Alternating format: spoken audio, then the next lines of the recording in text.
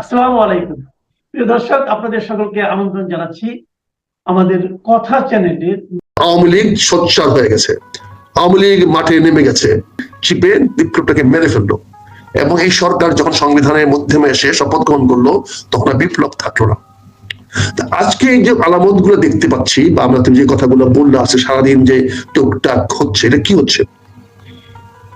এটাই তো আগামীকালকে যে জামাত সমাবেশটা করবে বা জামাত যে শক্তিটা দেখাবে, এই শক্তির একটা পূর্বাভাস আজকে হলো যে এই দিন দিন না আরো দিন আছে। তার মানে আপনি 11 তারিখে কিছু একটা করে ফেলবেন। বিএনপি চুপ করে আছে, আমার নেতা মির্জা ফখরুল ইসলাম সাহেব চলে গেছেন ঠাকুরগাঁয়ে। তিনি এখানে হিন্দু মুসলিম ঐক্য করতেছেন, আওয়ামী লীগের সঙ্গে ঐক্য করতেছেন, নির্বাচনের প্রচারণা চালাচ্ছেন। জাতীয় রাজনীতি থেকে সরে গিয়ে উনি ঠাকুরগাঁ থেকে উনি কাজ করছেন এবং জাতীয় রাজনীতিতে দু একটা ঢিল মারতেছেন। সেটাও যথেষ্ট সারা পড়তেছে বাংলাদেশে, সারা বাংলাদেশে ওনার বক্তব্যে কাঁপিয়ে দিচ্ছেন। তাহলে আগামী কালকে জামাত যে সমাবেশটা ডেকেছে, 8টি দল সমাবেশ ডেকেছে, সেই দলের সামনে আছে কি চ্যালেঞ্জ হয়ে দাঁড়ালো? সবাই তো আজকে ফলাও করে প্রচার করবে দেশে বিদেশে সব জায়গায় যে আওয়ামী লীগ সোচ্চার হয়ে গেছে, আওয়ামী লীগ মাঠে নেমে গেছে। এই সকল ঘটনাগুলোর পিছনে সবাই আওয়ামী লীগকে দায়ী করবে, কিন্তু বাস্তবতা হয়তো আওয়ামী লীগ নিজেও জানে না এগুলো কারা করেছে। বাস্তবতা হলো এইগুলা যারা করেছে তাদের সঙ্গে আদৌ আওয়ামী লীগের কোন সম্পর্ক আছে কিনা, পরিকল্পনা আছে কিনা, সেটাও অনেকের মনে সন্দেহ আছে। এটাই মূলত যারা জামাতের উত্থান বা জামাতের কর্মকাণ্ডটাকে বেগবান করতে না পারে, জামাতকে যেন তার অবস্থান থেকে সরে আসতে, যেন এটা হয়তো জামাতেরই পরিকল্পনা মতো করা হচ্ছে যে আমরা এই ধরনের একটা সহিংস অবস্থান যাতে আরো না বাড়ে, এই জন্য আমরা আমাদের সমাবেশের মাধ্যমে আমাদের অবস্থান পরিবর্তন করছি। এটার জন্য সরকারের অনুরোধ লাগলো না, বিএনপির চাপ লাগলো না, বিএনপি কিছু বলতে হলো না, আলোচনা করতে হলো না, কথা বলতে হলো না, সরকারের কোনো অনুরোধ জানাতে হলো না, সরকারও কোনো আবেদন করতে হলো না। আজকে সারা বাংলাদেশে যেটা আপনি বলছেন বা তুমি বলছো, বা যেভাবে ঢাকাতে সিরিজ বিভিন্ন জায়গায় জায়গায় হয়েছে, দেখে তো মনে হচ্ছে দেশে কোনো আইন শৃঙ্খলা বাহিনী বলে কেউ নাই, পুলিশ কোনো তৎপর নয়। এখন যদি পুলিশের নিজের নলেজের মাধ্যমে যে ঘটনা ঘটে, তাহলে তৎপরতা কি দেখাবে? পুলিশ যদি জানে ঘটনাগুলো এখানে ঘটবে, সেজন্য তো ব্যবস্থা করে। এখানে এমন অনেক কাজ আছে যে কাজগুলো সাধারণ মানুষকে ধোঁকা দেওয়া খুব সহজ। যেমন আমি কথা প্রসঙ্গে একটা কথা বলি, পেঁয়াজের দাম গত 5-7 দিনে 30 টাকা 40 টাকা বেড়ে গেছে। তার জন্য অভিযোগ করা হলো কোথায়? বাংলাদেশের পেঁয়াজ চাষিরা নাকি পেঁয়াজের দাম বাড়িয়ে দিয়েছে। পেঁয়াজ এমন একটি ভঙ্গুর জিনিস যেটা বেশি দিন রাখা যায় না, প্রতিদিন তার ওয়েট লস হয়, এবং এটা ওয়েট লসটা 5 to 10% প্রতিদিন লস হয়। তখন আজকে যদি আপনি 10 টাকার পেঁয়াজ বা 50 টাকার পেঁয়াজ রাখেন, 7 দিন পরে সেই পেঁয়াজটা অর্ধেক হয়ে যাবে, ওই পেঁয়াজটা 100 টাকা হয়ে গেল কেজি মূল্য। এখানে সরকার বলতেছে যথেষ্ট পেঁয়াজ আছে, তারপরে সে পেঁয়াজের দাম হু করে বাড়লো, 70 টাকা থেকে 100-110 টাকা চলে গেল। এখন সরকার বলতেছে যে আমরা পেঁয়াজ আমদানি করতে দেব। ইতিমধ্যে কিন্তু ভারতের বিভিন্ন সীমান্তে পেঁয়াজের ট্রাক আসা শুরু হয়ে গেছে। অর্থাৎ আমাদের উপদেষ্টা সাহেব জানেন, ওনার বাড়ি তো যশোরে, আর এই সমস্ত এলাকাতে স্মাগলিং বা ইন্ডিয়ার মালামাল আনার ব্যবসা তো ওনাদের সেই টেন্ডুপাতার আমল থেকে ওনারা অভিজ্ঞ। সে টেন্ডুপাতা যখন বিড়ি বানানো হতো যশোর এলাকাতে, তখন থেকে ওনারা এই ব্যাপারে অভিজ্ঞ মাস্টার্স। কাজে ওনারা তো জানেন যে সীমান্তে কিভাবে কখন কি আসতে হয়, কি আনতে হয়, কখন পাট আনতে হয়, কখন আবার পাট পাঠাতে হয়, কখন এই টেন্ডু পাতা আনতে হয়, কখন এই পেঁয়াজ আনতে হয়, চাল আনতে হয়, ধান আনতে হয়। এটা কিন্তু তারা অত্যন্ত অভিজ্ঞ, অত্যন্ত বাই বর্ন তার অভিজ্ঞ। আজকে তিনি হঠাৎ করে বলছেন যে পেঁয়াজ উনি আমদানি করতে দিবেন। আমদানি করার জন্য উনি 3 দিন 5 দিন অপেক্ষা করবেন, 5 দিন পরে উনি পেঁয়াজের দাম দিবেন। তার মানে কি? মানে 5 দিন পর্যন্ত পেঁয়াজের অনুমতি উনি দিলেন না। সেই অনুমতি পাওয়ার সঙ্গে সঙ্গে দেখা গেল এলসি ওপেন হয়ে গেল 5 মিনিটের মধ্যে, ওনার তো ব্যাংক নিয়ন্ত্রণ আছে। আর দেখা গেল 10 মিনিটের মধ্যে বেনাপোলে ট্রাক দাঁড়িয়ে আছে, ইন্ডিয়ান ট্রাক পেঁয়াজ ভর্তি। তার মানে ওই প্রথম পেঁয়াজ গুলা ওই 120 টাকা ধরে বিক্রি হবে। প্রথম পেঁয়াজ যেগুলো আসবে সেইগুলা 120 টাকা দরে বিক্রি হবে। তার মানে তারা ওই পরবর্তী 3 দিনে যা লাভ করা করে নেবে। মারা যাবে মাঝখান থেকে আমার দেশে কৃষক, যার পেঁয়াজ গুলা সে ধরে রেখেছিল বা যার উৎপাদন এই আগামী 1 সপ্তাহ 15 দিন থেকে নতুন পেঁয়াজ বাজারে আসা শুরু হবে, সে মার খেয়ে যাবে। এইটা কি আমার পেঁয়াজ চাষিদের পক্ষে আপনাদের মিডিয়াকে জানানো সম্ভব? আপনারা মিডিয়া কি পেঁয়াজ চাষিদের সেই বক্তব্য টেলিভিশনে বা এই টক শোতে বলবেন? মন্ত্রী উপদেষ্টা সাহেব যা বলেন তা তো আপনারা সারা জাতিকে জানাইয়া দিচ্ছেন। একটা মন্ত্রী কি করে একটা ডিসক্লোজ করতে পারে একটা তথ্য, যে তথ্য বাজারের উপরে প্রভাব বিস্তার করবে? উনি কি করে বলতে পারে আমি 5 দিন পরে পারমিশন দিব, 1 সপ্তাহের মধ্যে পারমিশন দিব, যেটা বাজারে ভোলাটিলিটি, বাজারের যে একটা উত্তাপ ছড়াইয়া দিবে, বাজারের মধ্যে একটা ভারসাম্য নষ্ট হয়ে যাবে? এটা করা সম্ভব? কিন্তু বাংলাদেশে আমাদের বাণিজ্য মন্ত্রী উপদেষ্টা করা সম্ভব। আর যেন তিনি বিত্তশালী, আমাদের মুখ কেনার মতো মাথা কেনার মতো ওনার ক্ষমতা আছে। আর মিডিয়া তো মুখেই থাকে বিক্রি হওয়ার জন্য, তাদের তো খবর বিক্রি করাই তাদের ব্যবসা, প্রশাসন পেশা। কাজেই তারা সেটা কারো না কারোর কাছে বিক্রি করছে, যে যেভাবে কিনে। আমি হয়তো 5 টাকা দিয়ে কিনি, 10 টাকাতে খবরটা কিনি, 10 টাকাতে খবর কিনি, অ্যাডভার্টাইজ কিনি।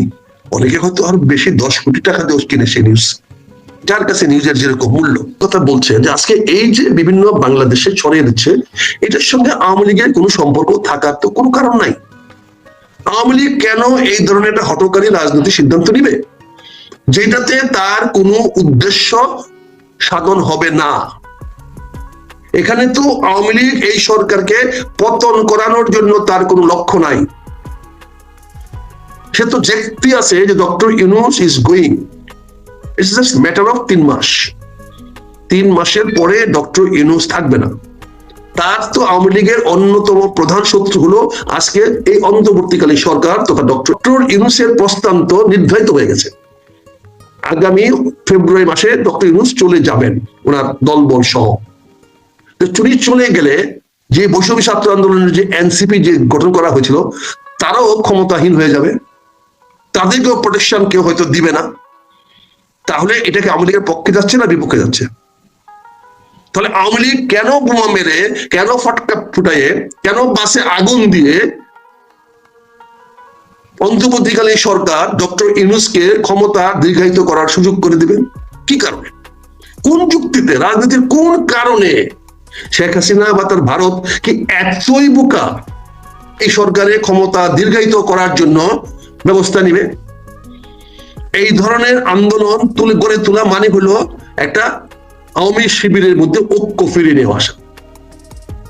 যে অনৈক্যটা সৃষ্টি হয়ে গেছিল, যে অনৈক্যটা তৈরি করার চেষ্টা করেছিল, আসিফ নজরুলের যে অমার্জিত ভাষায় যে কথাটা বলেছে, 7 দিনের মধ্যেই জবাব দিতে হবে রাজনৈতিক দলগুলোকে। আরে বাবারে, মনে হচ্ছে রাজনৈতিক দলগুলা ওনার কিনা গোলাম।